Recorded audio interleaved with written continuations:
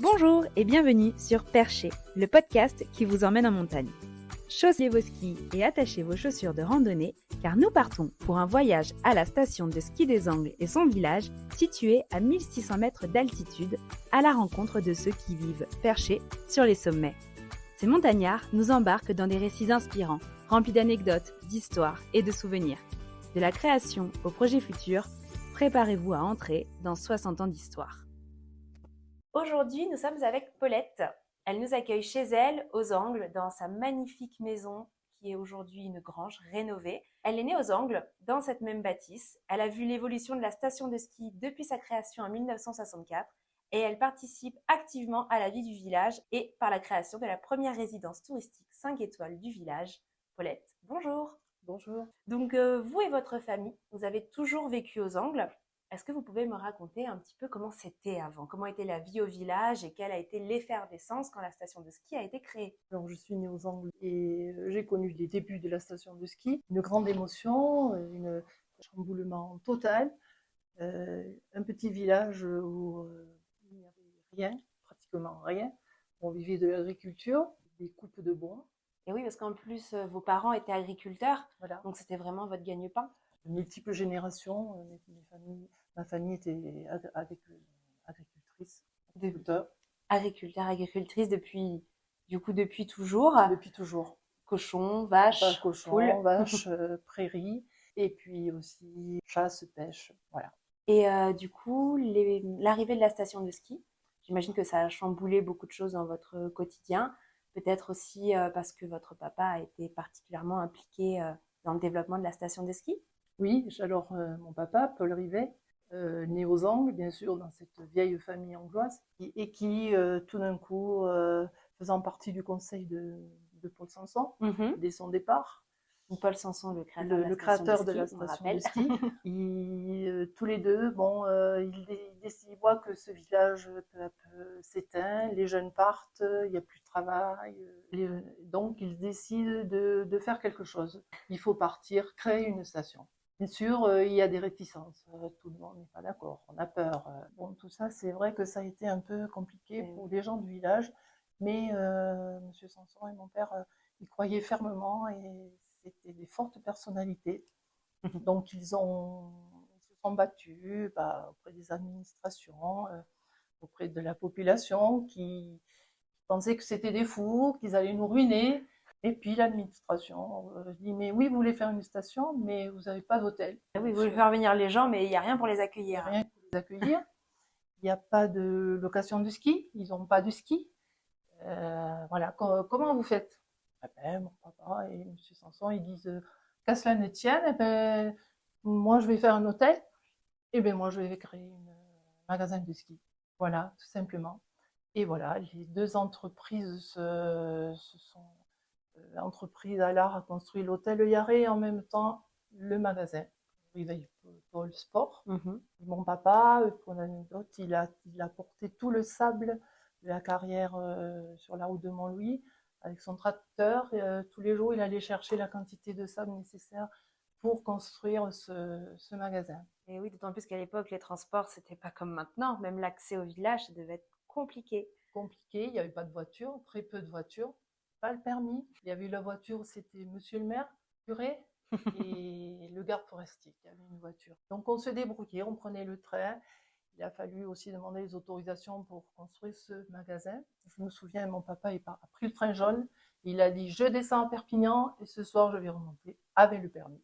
Il parlait de reconstruction, ils sont allés là. Il est allé là-bas et le soir, il est rentré. Il avait son permis pour construire ce fameux magasin. Tout s'est enchaîné. Première année de ski, d'ouverture de la station. On commande des skis, mais il faut toujours descendre à Perpignan. Il prend le train. Monter chez un fournisseur, on commence avec 15 paires de skis qui montent sur la table de la cuisine de la maison familiale et la ferme. Une dizaine de paires de chaussures, on ne sait pas trop où on va. Et oui. Cette première année-là, il n'y a rien pour vendre des tickets pour la station. Pour vendre des forfaits en fait. Pour vendre des forfaits. C'était pas des forfaits, c'était des tickets journée. Et donc, on vend les premiers tickets journée dans le magasin. Au-dessous, on met une petite fenêtre avec un guichet qu'on lève, qu'on ferme. Donc, c'était la première régie, disons, qui s'est faite aussi dans le magasin. Toute une histoire.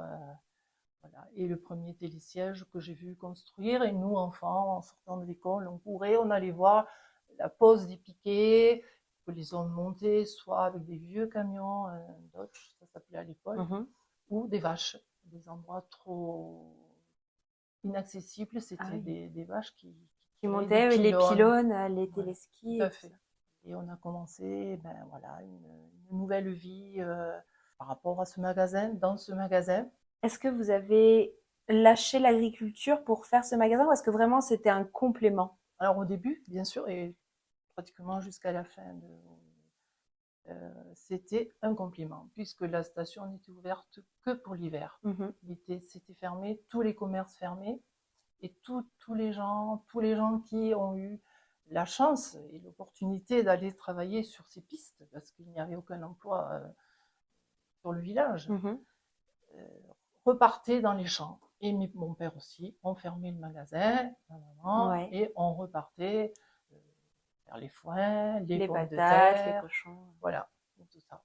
D'accord, donc c'était vraiment, la station est arrivée, mais vous avez quand même pu garder cette partie d'agriculture, d'élevage, et c'était comme ça pour toutes les personnes qui étaient au village, tout le monde a pu garder ce complément. Et finalement, est-ce que c'est ça peut-être qui a fait qu'ils ont accepté la station de ski parce que c'était des revenus supplémentaires? Bien sûr. Grâce à tous ces revenus complémentaires de la station, que les gens sont revenus, on a retrouvé des emplois, les écoles ont monté les effectifs, on a ouvert une pharmacie, mais ça un peu plus tard, mais ça fait quand même partie d'une évolution, puisqu'il n'y avait rien. Et les personnes qui étaient là, la génération de mon papa est partie pratiquement tous travailler sur les pistes. Téléski, télésiège, voilà, ces postes-là. Est-ce que les gens savaient skier? Quand on a mis la station de ski, ils n'avaient pas forcément pu apprendre à skier, ça devait être folklorique sur les pistes. Disons, les gens d'ici skiaient par nécessité. C'est-à-dire qu'ils devaient par exemple, ils devaient se rendre à Montlouis, ils y allaient en ski. D'accord, c'était vraiment moyen de déplacement voilà, en fait. Il y en avait quelques-uns qui skiaient et aussi ils se déplaçaient pour la chasse. Oui, donc forcément il fallait des moyens de déplacement mais qui n'avaient pas le permis. Ils n'avaient pas le permis. Et ce magasin dont tu nous parlais, il existe encore aujourd'hui? Oui, aujourd'hui il existe encore. Il est tenu par Vincent. Il se situe sous le télésiège en face Angléo. C'est aujourd'hui où il y a le restaurant La Marmotte, si je ne me trompe pas. Au-dessus, il y a le restaurant La Marmotte. Et en bas, c'est toujours une location de ski. C'est toujours une location de ski. Et du coup, j'imagine qu'en ayant monté ce premier magasin de ski, vous avez dû rencontrer plein de monde extérieur parce que, pour rappel, les Angles, c'était quand même un village qui vivait un petit peu en autarcie avant la station de ski. Donc, de voir tous ces étrangers, tous ces touristes qui arrivent, qu'est-ce que ça t'a fait? Une ouverture d'esprit. Tous ces premiers clients qui sont venus aux Angles avec des voitures, souvenirs, tous ces clients sont devenus pratiquement des amis. Ah oui. Encore aujourd'hui, vous avez des liens? Oui, encore aujourd'hui, on a des liens. Je rencontre des enfants des premiers clients de mes parents. Ah Ils me parlent encore de mes parents, de ces chaussures en cuir. Il fallait qu'on lavait, qu'on cirait le soir, de ces réparations de mon papa. Et puis toutes ces personnes qui ont travaillé à la station. Et le soir, il n'y a eu pas de bar, pratiquement de bar. Quand ils descendaient des pistes, ils s'arrêtaient dans le magasin de mes parents. Ouais. Et là, ils évaluaient la station et les projets autour d'un verre. Voilà. C'était le premier bar du village, en fait. Le lieu où tout le monde se retrouvait. Tout le monde se retrouvait. Et donc, c'était vraiment important d'avoir ce lieu, ce premier lieu sur la station pour développer non seulement la location, le ski, mais aussi la convivialité, la rencontre. Et parce que les premières personnes qui venaient skier aux Angles, elles venaient d'où? Alors, les premières, bien sûr, elles sont venues souvent de Perpignan, bien sûr. D'accord. Et puis, on a eu l'Aude aussi. Et puis, un peu plus tard, Toulouse. Voilà. Ça s'est développé après. Ça s'est développé. Au début, il y avait pas, on avait juste une clientèle. Il n'y avait pas de bus qui venait. Quand les bus sont venus, sont arrivés les premiers bus. Là aussi, ça a été quelque chose parce qu'ils étaient vraiment tous impatients de voir la neige. Ouais. Ils nous envahissaient le magasin. C'était vraiment une aventure, Ah quoi. oui, parce que de 15 paires de skis, vous êtes passé à 40, 40. 50, 100. Toi aussi, qu'est-ce que tu y faisais au magasin? Je faisais comme eux, je vendais, je louais les skis. Donc vraiment une affaire familiale, Une et familiale. après une affaire d'amour en fait, parce que pour la station, pour le village, entre vous. Entre nous. Oui, voilà, c'est ça. Et pour le village aussi, bien sûr. Parce que en plus d'être impliqué dans la vie du village, d'avoir vu la station évoluer, aujourd'hui, tu as la première résidence 5 étoiles des Angles, Calchalonne. Qu'est-ce qui t'a donné envie de proposer ce produit aux Angles? Comme tu l'as dit, ma maison natale, ma maison familiale datant de 1719, donc lieu où je suis née. Nous avons décidé, mes enfants et moi, de restaurer, de mettre en valeur, de poursuivre notre histoire familiale. Et oui, parce que cette maison, c'est là où étaient tes parents, où était la ferme dont on parlait tout à l'heure. C'est là que tu es né, que tu as grandi. Aujourd'hui, tu y vis. Et avec tes enfants, donc, vous avez eu ce projet de tout reconstruire.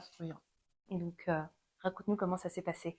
Ça n'a pas été simple parce que bon, il a fallu refaire des plans, rechercher des financements, détruire des souvenirs pour en reconstruire d'autres, bien sûr. Et nous avons décidé de construire, pour revaloriser, remettre en valeur, porter haut notre station comme l'ont fait nos aînés.